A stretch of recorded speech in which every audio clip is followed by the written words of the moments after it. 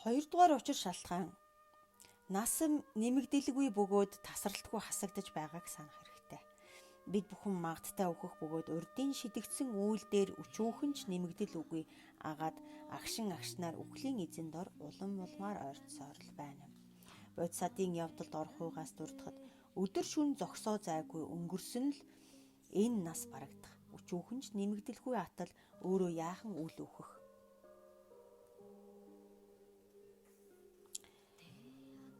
Мөнх бусын цомирлогоос дурдахад үлгэрлвээс нэхмэлийн утсыг хүүхэд араас нь нэхэн нэгсээр л үзүүрт нь гүйцэн хүрдэг мэт хүмүүний амьч түүнчлэн болоо. Мөн 7 дугаар далай лам галсан жамц бээр хэлэхдээ төрснөөр агшин төдийд ч өөрийн ирэх үгүй. Үхлийн эзний өмнө шууд гуйн гүйсээр л амьд химээхэн үхлийн их замд одох тул ялтан бээр цаазын давцсан руу хөтлөгдөх мэт энэхүү үзэгдлийн ёс нь юутай уйдгартай яа хэмээн зарлигласан мэт.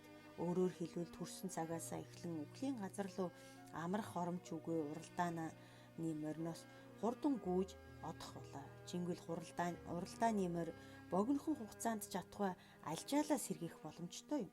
Харин үхэл рүү гүйж байгаа хүмүүс агшин нэжгээд ч амралтгүй агшин агшнаар үхэлд ойртно. Мөнх бусын цомирлогоос дахин дуртахад алагдах магадтай амьтад алхам алхмаар хөөгдөм алуурчингийн өмнө очих мэт алин хүний аим түүнчлэн юм хэмээн зарлигласан мэт. Өөрөөр хэлбэл гаргуулах гэж байгаа хонь алхам алхамаар үхэл рүүгээ ойртох мэт бид бүхэн төрсөн цагаасаа эхлэн үхлийн аманд зогсолтгүйгээр одох болоо.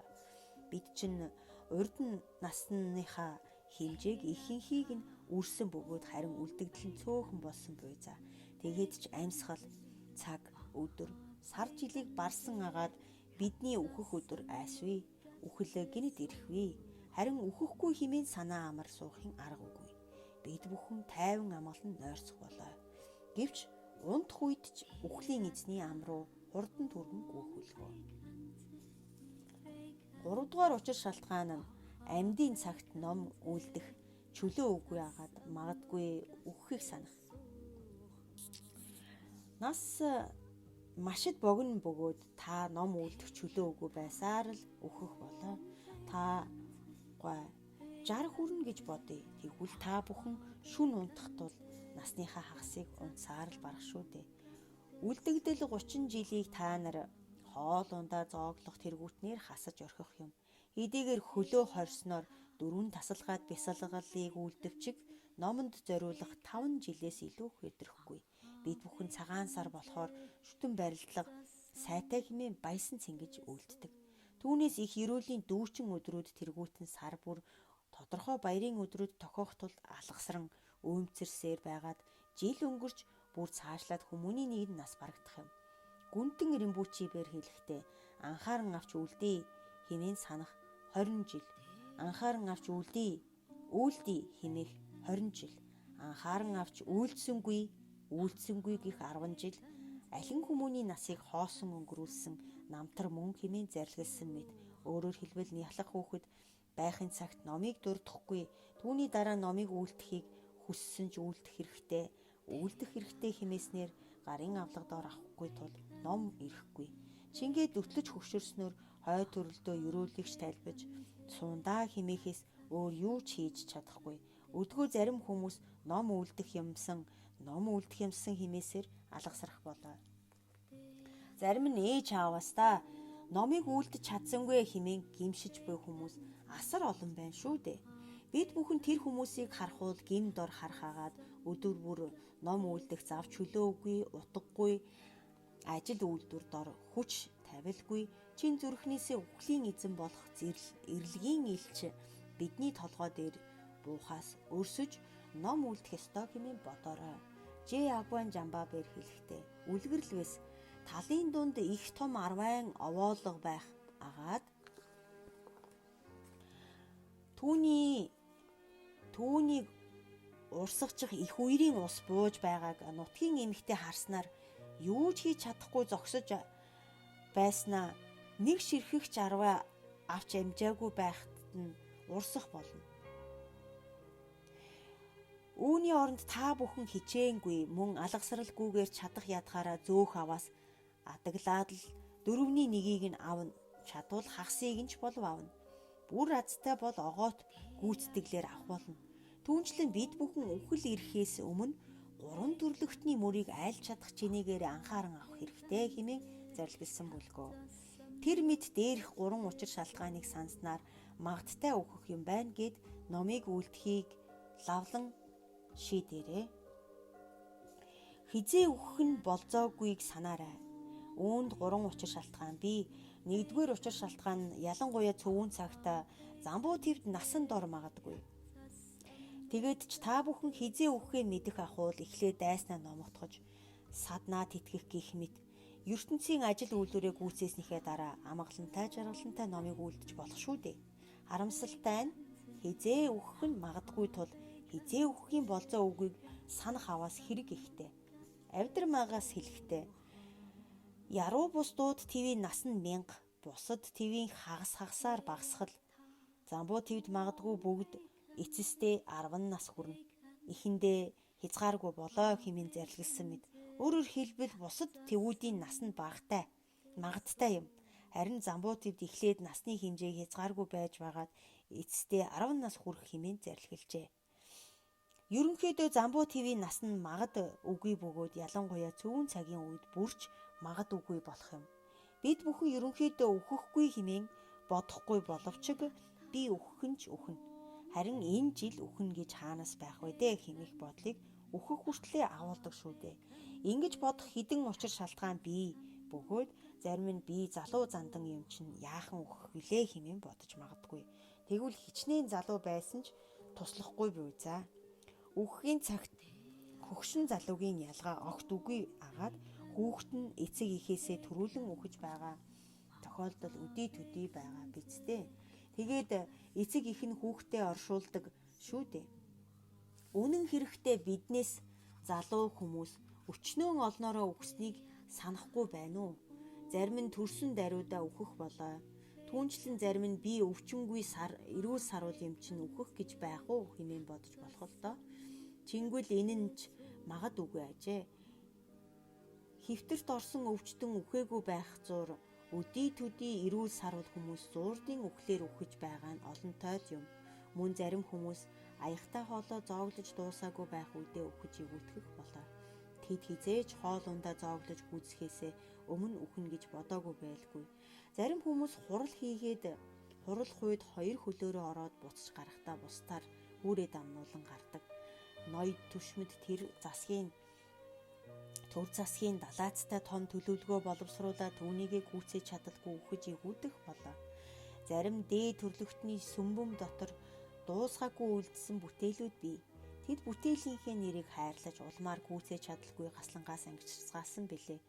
Бидний нутаг усны хөрш хамаатан найз нөхдүүдийн тэр үхсэн гэж тоолох боловч энэ айдлын үхэл бидэнд ч бас ирнэ гэж огт сандаггүй. Үүнийг сониуч зангаар хөөрөлдөх ажээ. Мөн зарим хүмүүс тэрний орхимч номын хувцсан чанар сайтай. Би түүнийг өгсөн хойно хувцсыг нь авна гэж найдаж байна хэмээн ярилцахыг ч хүртэл сонирддог шүү дээ. Энэ айдлын үхэл хизээ ирэх нь болзоогүй ч ирээдүйд ирэх нь магадтай. Тэгээд ч хизээ ирэх нь магадгүй. Маргаашийн үхэл буюу хой төрөл 2 урд аль нь ирэхийн болзоогүй тул маргаашийн үүлэнд бүү шамдаарай. Хойтын тусыг шамдах нь зүйтэй. Цомирлогоос.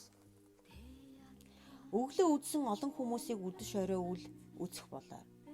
Орой үдэш үдсэн олон хүнийг маргааш өглөө үл үзэх болоо хэмээн зарлиглжээ. Яаж бид бүхэн маргааш үхэхгүй хэмээн магадлаж болох вэ? Бидэнд ямар ч байсан үхэл ирэх нь магадтай.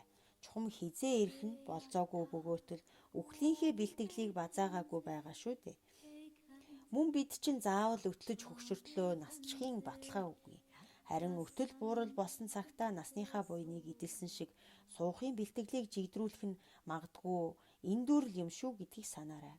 Хэрвээ та бүхэн өнөөдөр юм уу эсвэл маргааш үхэн хэмээн бодож хүчрэхгүй ахвал одоо ч юм уу эсвэл эх жилийн хооронд үхэл ирэх ёсыг санах хэрэгтэй. Одоо энд Номонд сууж байгаа бид бүгдийн хэн нь хамгийн түрүүнд өгөх юм бол гэдгийг магадлаж чадахгүй. Эхний игнэнд байгаа хүн үү, дунд игнэнд байгаа хүн үү, сүүлийн игнэнд байгаа хүн үү гэдгийг мэдэх аргагүй. Та өгөхийнхээ өмнө та одоо үхэлдээ бэлтгэгдэн хэмээх сануулга захидлыг авахгүй юм. Та бүхэн юу ч хийж байсан үхэл тань толгой дээр нэгэн өдөр гинэт буугажгүй. Игэл даржин номын бор хуургуутч хийцтэй цай уух, зуурсан 10 гурил идэх, гурилтай сайхан татаж зооглож, гүйцэхгүй янар хойд насандаа одох хэрэгтэй болдог. Энэ нь хизээж үхэх магадгүй гэдгийг гэрчилж байна. Олон жил үхэхгүй суух гэдэг мөнхөд баригчаар хуурцсаар байгаад тэр нэгэн үхэх өдөр хүртлээр хуурдах болоо. Өвчтнөр шалтгаалan өнөөдөр үхэх гэж буй хүмүүс хүртэл өнөөдөр би үхэхгүй болоо хэмээн боддог ажгүй. Зарим жил орох үедээ би энэ жил үхэх болов гэж санах болоо. Харин жил ороогүй бол эхнээсээ 100 хүртлээр өнөөдөр би үхэх болоо гэж хэлэх нэг ч өдөр байхгүй байсаар үхнэ. Үлгэрлээс энэ жил би 28 настай. Би энэ жил үхэж магадгүй. Яагаад гэвэл 28 наснда тэр гэдэг хүмүүс үхсэн хэмээн бодох ёстой. Бид бүхэн энэ жил хэрхэвч үхэхгүй хэмээн тангаргалах хинээвээс яахан энэ мэтийн тангаргыг үлдэж болох юм бэ? Хэрвээ бид чинь том хүрээ хийдэд ч юм уу эсвэл том хотод амьдрах аваас сэтгэл эргэснээр ажиглан шинжлэхгүй байж магадгүй. Үхэл мөнх болсон бие үгийн утгыг онохоос хэцүү биш шүү дээ. Учир нь үхэл мөнх буссыг бид чинь нүдэрээ хардаг онцлогтой. Миний лам их эрдэнэ минь ээ, хэрвээ чи нэг юм уу эсвэл 2 сарын дотор үхэхгүй юм бол хой төрлийнхөө тусыг бүтээгээрэй. Харин чи нэг юм уу эсвэл 2 жилийн дотор үхэхгүй ахвал төрөл тутмын аштын хүнсээ бүтээхийн эрүүлгийг тайлбараа хэмээн ишиг татсан луга хавсруулан зарилгэлснийг санах хэрэгтэй. Хоёрдугаар учир шалтгаан.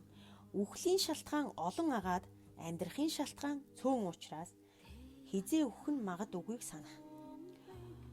Өдгөө бид бүхэн урдын эрүүл буян бурхны нэгүүлсэнгүүгээр авралаар хамгаалагдаж байгаа болоо. Түүнээс бус үхлийн шалтгаан машид олон байгаа бөгөөд ялзарсан махан дээр ялаа батхан шавах мэт харшлагч язгуурын 80 мянган тотгор учруулагчид бидэн дээр шавснаар язганаж байгаа. Тэд биднийг хизээ идэх, хизээ амьсгалыг нь тасалж чадах бол хэмээн отож байгаа шүү дээ. Түүнчлэн ад өвчнийг язгуурын 4 өвчин бидний эргэн тойронд зүгий хідгэн шиг язганан дүнгэнэж буй. Мөн хорлогч язгуурын 360 хорлол учруулагчид нялхсын 15 аддон 360 гинтийн зэтгэрүүд бидний амь насыг хизээ авч чадах бол хэмээн отц суунам. Зөвхөн гадаад шалтгаанаар үл барам 4 хорт могоог нэгэн савн дотор хийх ахвал аль хүчтэй нь бусдыгаа идэх бол юу? Түүнчлэн хий, шар, бадган тэргүүтэн хийгээд 4 махбод өчүүхэн тэнцвэрээ алдах аваас амийг булаах бөгөөд үхлийн шалтгаан болдог юм. Гомбол өдвийн төв үзлийн эрдний эрхсээс дуртахад үхлийн шалтгаан олон бөгөөд амьдрахын шалтгаан өчүүхэн. Эдгээр бүгд үхлийн шалтгаан тул түүнээс үргэлжид номыг зохиогтун хэмээн зарлиглжээ. Гадаад дотоод үхлийн шалтгаанаарч барахгүй амьдрахын шалтгаанч үхлийн шалтгаанд олонтоо ордог болоо. Байшин нурах, усан онгоц эвдрэх буюу хөмрөх, морин чирэгдэх буюу өшөглүүлэх, садан хийгээд нөхөр хуурах, хоолны хордлого бол тэргүүтэн өдий төдий үхлийн шалтгаан буй. Тийм учраас бидний айн болбоос улаан шуурганы голд буй зул луга адил юм аа. Гомбол өдвийн эрдний эрхсээс үхлийн эзний шалтгаан дотор оршин улаан шуурганы дунд буй зул луга адил хэмээн зарлиглжээ. 3 дугаар учир шалтгаан. Би машид бялд өчүүхэн тулан хизээ үхэх нь магадгүй. Тэр мэтийн үхлийн шалтгаан олон бөгөөд амьдрахын шалтгаан цөөн байсан ч бидний бие хатуу бат бөх байх бол сүйтгэхгүй болоо гэж бодно. Гэвч бидний бие усны хөөс мэд хэврэх тул үхлийн том шалтгааныг шаардлагагүй. Ердөө өргөсөөр хатгуулах төдийл өхөн. Хэрвээ бидний бие хатуу чанга байсан ч тусгүй агаад хаанд илгээсэн захидлаас дуртахад газар сүмбэр уул далайд 7 нар гарвас бадарснаар түлэн шатаах тул амьтад тэдгээрийн түлэгдэж шатсан үнсэнд ч үлдэн хоцрохгүй атал машид бялд өчүүхэн биднийг хэлхийн хэрэг юу? Энэ насыг хорлох салхиар нэрвэгдсэн усны хөөснөөс хэврэг мөнх бусын чанартай бид бүхэн орой унтаад маргааш өглөө амьсгал аван сэрэх гэдэг юутай сайхан хэмээснээр бид унтахын үед бүдүүн амьсгалаа хурааснаар нарийн амьсгалыг хамрын нүхээрээ авч гаргадаг учиртай. Тэгээд өглөө нарийн амьсгалаа буцааж бүдүүн амьсгалаад дор сэргээх үед өгөхгүй нь юутай сайхан. Тийм учраас хизээ өгөх нь магад үгийг санах бөгөөд алуурчин хурч ирснээр биднийг алах гэдгийг мэдсэн ч хизээ гэдгийг нь мэдэхгүй бол одооноос эхлэн түүнийг таслан зогсоох аргыг эрэлцэх хэрэгтэй. Түүнчлэн одооноос эхлэн номыг чухам үйлдэх ёстой. Хэдийгээр бид бүхэн номыг үйлдэх гэдэг боловч энэ жил надад хийж гүйцэх ажил үйлдвэр байгаа тул энэ жил амжихгүй нь бололтой хэмээдэг шүү дээ. Чи ингээд ёстой эх жилээс чухам номыг үйлдэх болно гэж өөрийгөө хуурч мэхэлдэг болоо. Гүнтэн гэгээмбэр хэлэхдээ энэхүү ажил үйлдвэр нь сар жил болох тул эхлүүлсэн хэрэг явдал гүйцэн дуусгачаад энийхт ариун номыг үйлднэ гэж элдэг бодхоос хуурмаг чөтгөр болоо хэмээсэн шиг ажил хэрэг гүйцснийхээ дараа номыг чухам үйлднэ гэдэг чинь ажил үйлдвэрийн залгамжаа нь өтөл буурал хүний сахал шиг усаад байх тусам улам ургах болоо хэмээн зарлигласан мэт. Өөрөөр хэлбэл ажил үйлдвэрээ дуусгахаас янар завч хөлөө үгүй хэмээвээс түүний дараагийн ажил хэрэг хүссэн хүсээгүй дахин гарч ирдэг. Бас тэр ажил нь дуусмагц дараагийн ажил хэрэг нь мөн л дахин гарч ирдэг. Гэх мэт ертөнцийн ажил үйлдвэр нь усны урсгал тугай адил болоо. Гүнтэн ирийн бүүчибэд дахин дуртахад маргааш нас номыг үйлдэх хэмэвчиг өнөөдөр өгөх юм бол их гэмтэй шүү. Толгоогоо гудайлгаж бүү үйлдэхтэн одооноос эхлэн номыг үйлдэх хэрэгтэй хэмээн зарлигласан мэт.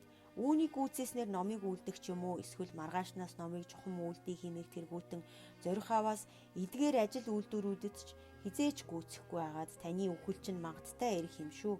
Тэр мэд 10 учир шалтгааны үүднээс хизээ өгөх нь ч магад үгийг санснаар одооноос эхлэн ертөнцийн ажил үйлдвэрийг шууд орхих хэрэгтэй. Чингээд цаг алдалгүй одооноос эхлэн номыг үйлдэн хэмээн лавлан шийдээрэй. Гэвч хүрээ хийдэд чойрын ном үзэж буй хүүхэд залуучууд сургалтаа орхиод уул хатанд гарч агууд суугаарай гэсэн үг биш юм шүү. Энэ нь үйлдэж буй ажил үйлдвэрээ номонд уруулах гэсэн утгатай. Үлгэрлвээс урд нь бурхан номын чуулган хэмээх бадгийг та бүхэн өчнөө мянган удаа уншсан байлгүй. Тэгвэл санаа бодол сайтар ажиглаваас чанартай нэгч болон уншсан чинь үнэндээ ховор юм шүү. Худалдаа 8 газар тариалангийн ажил үйлдвэр дор хичнээн хичээвчиг номонд яахан урвахал харин бид мэтийн машид гаргагчид бээр үйлдэж байгаа бүгдээ номонд уруулж болно. Хэрвээ бид чинь хэрхэн номыг бүтээхийг мэдэхгүй бөгөөд үйлдэхгүй аваас юутай харамсалтай. Үхэхийн цагт номоос бусад аль нь ч эс тусахыг санах.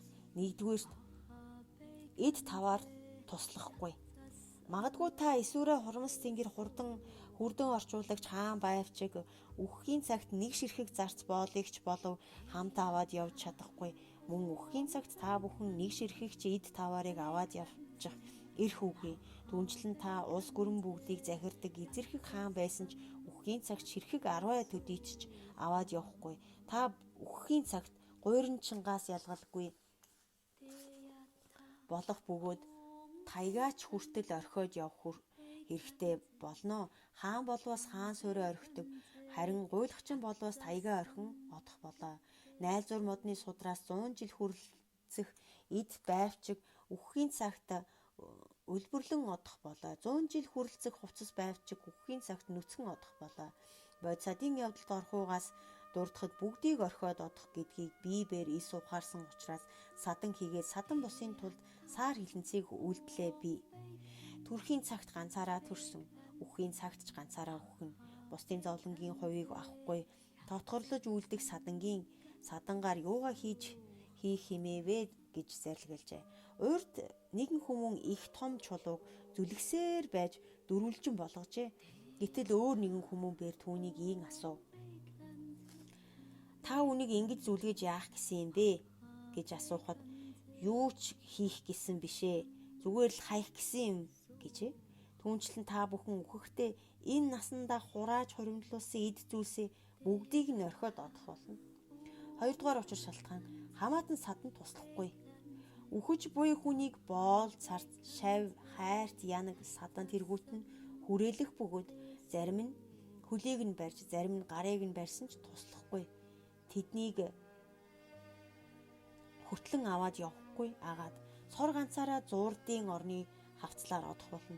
Дөвчин медра зогийн бээр хэлэхдээ дээдсдэн хэдийгээр та баян боловч ангижирснаар хойд төрөлдөө одох үед говь цүлд дайснууд чинь довтлох лугаа адил хайртхүү хатан аль нэгч авч одож чадахгүй. Бодисодын явдалд орхуугаас дурдахад эрэлгийн зардаст баригдахул илгэн садан туслах гэж үгүй дээ гэсэн гэдэг.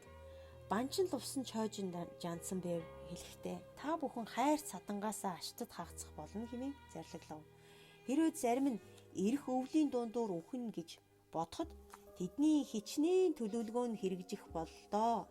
Зайлуул мөн хэрвээ бид бүхэн энэтхэг хятад тэргүүтэн улс гүрнүүд рүү явах гэвээс түүнийгээ ихэд чухал дор үзэж улмаар ачаа бараа морь илжиг боол зарц тэргүүтэн бэлтгэлээ сайтар базаана үсттэй. Тэнгүүл бид нар хойд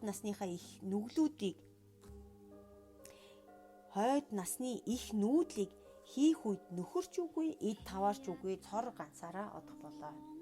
3 дугаар учир шалтгаан би ч туслахгүй. Таныг үхэхийн цагт уул бүхэн алт болон хуурж, хүн бүхэн илгэн садан чинь болсон ч туслахгүй. Төгс идэл хамаатан садан байтугай эхийн умаанаас хамт төрсөн миний бие гэдэг өлсөх даархаас хамгаалж байсан өргөсөөр хатгуулахаас ч үйлтээсэх чандман эрдэн мэд инхрийлэн хайрлаж тэтгэн халамжилж байсан махан биеч хүртэл орхиод явна шүү дээ. Банчин чойжи жанцсан бээр хэлэхдээ инхрийлэн тэтгэж байсан бие чинь хамгийн хэрэгтэй үед хуурах болоо хэмээн зарлигласан мэт. Өөрөөр хэлбэл инхрийлэн тэтгэж байсан бие лугаа хагцсан удах болно гэдгийг санаарай.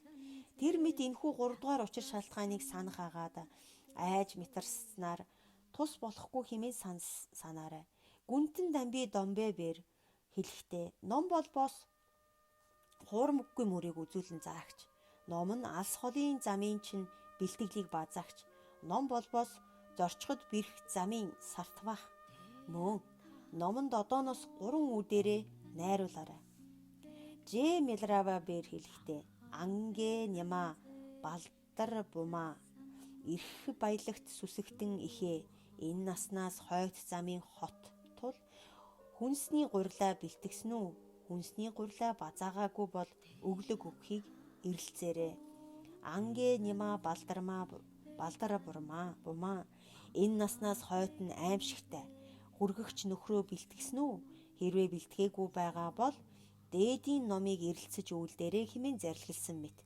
Өөрөөр хэлбэл үхэхийн цагт зам заагч газарчин хийгээд сартваахын бэлтгэл бол ном юм. Хэрвээ та бүхэн ном үлдээгүй үхэх юм бол гүүрний доорх гууж алганд өгсөн хөгшин нохооноос ялгаа үгүй болох тул яанда хөөрхий нутаг орондоо буцах гэж байгаа хүмүүс байгаа газараа суух бэлтгэлийг хангалтгүйгээр зөвхөн ачаа бараагаа боож багладаг шүү дээ.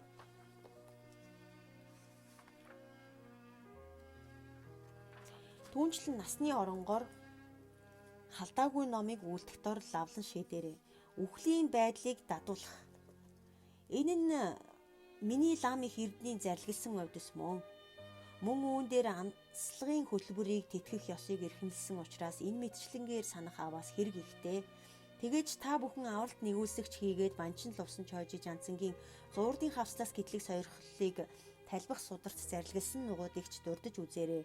Бид бүхэн үхэхийн цагт юу болох тухай ажиглах аваас үхэхийн цагт шинжийг зуурдын хавцлаас гэтлэг сойрхлыг талбах судраас дурдвал эмч бээр орхих бөгөөд ном гүрмээр ницаахгүй л илгэн садан намайг амьдран гэдэгт горилохгүй. Инлэгч би бээр юу ч үйлдсэн тусгүй болохоор цагт эрдэн болсон ламын минь увцыг дурдуулаарай хэмээн зарлигласан мэт. Өөрөөр хэлбэл хэдийгээр энэ тан гүрэм дорм үлдсэнчлэн өвчин чинь уламд ордох бөгөөд эмчийн хэлж буй зүйл нь өөрт чинь бусад хэлдэг зүйлээс өөр юм хэлэх. Илхэн садангууд чинь өнгөн дээрээ яруу сайхан үг хэлэх атлаа таны цаагуур таныг үхэн гэдгийг ярилцах болно. Түүнчлэн таны биеийн илч хураагдах, амьсгалдаа хуцдаг, хамрын хоёр талаас хавчих, уруул мөрих, өнгө зүс алдах тэргүүтэн гадаа дотоод байдал урвснаар гуа бус элдвийг үзүүлмэ. Урдын үлдэж байсан хилэнцгийг наминчилж боомтлох хийгээд асар ариун буйныг бүтээсэн үгүй тул гимших болоо. Аянс тасрахын зовлон хийгээд махбод дараалан хураагдах шинж ургах болно. Мөн эндүрлийн аимшигтай үзэгдлийн агаараас энэ насны үзэгдлийг чинь халахлаж орхимгүй. Чиний хүүрийг даавууд ороосноор өрөөний буланд байрлуулад хөшгөөр хаах болно. Хүмүүс чамд хямдхан зул өргөх болно. Хэрв та лам хүн бол арай дээр харагдуулах гэж танд эрх авшигын хувцсыг өмсгөх ажээ. Өдгөө та бүхэн гой сайхан байшин, дулаан зөөлөн хувцас, дэвсгэрийг хурааж хоримтлуулах гэж махаа идэж байгаа шүү дээ.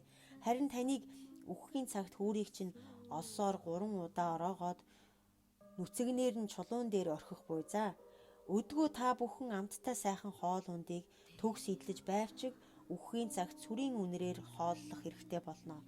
Одоо та нар гівш, ламбугай, гэлэн гих мэтийн хүндэтгэлтэй нэрээр авгаайлуулж байвчиг үхэхийн цагт тэрний хүүр ба талигаач тэр хэмээн дуудуулах цаг ирнэ. Хэрвээ та том ламхаа бол эрх авшигынхаа хувцсыг харахын цагт түүнийгээ үхэх үедээ өмссөн байхыг санаарай. Та бүхэн дэвсгэр хүнжлөө үзэхийн цагт хүүрийг чинь ороох дор дурдах хэрэгтэй. Ж. Милроа Бэр хүүрийн аимшигтай дор босон нь эгзрийн биений дэргэд байнамзээ хэмээн зарлигсан нь би ямагт мөн. Үхсний дараа зуурдад одох бөгөөд шороон шуурга, галт шуурга тэргүүтнэр төөрөх. Уулын цасан нурлаг хийгээд их газар шороон дор дарагдах, дүрлжиж бадарсан галын дунд орох, ус хийгээд салхиар автах тэргүүтэн эндүрлийн үзэгдэл болон аимшигын аюул санаанд үл багтам зүйлдээ учрах болов. Зарим лам нар зуурдын орныг таниулах уншилгыг хүүрний толгой дээр уншдаг буй за. Харин зуурдын орны танилцуулгыг энэ насандаа өгөхөөс өмнө үйлдэх гэмээр тус ихтэй.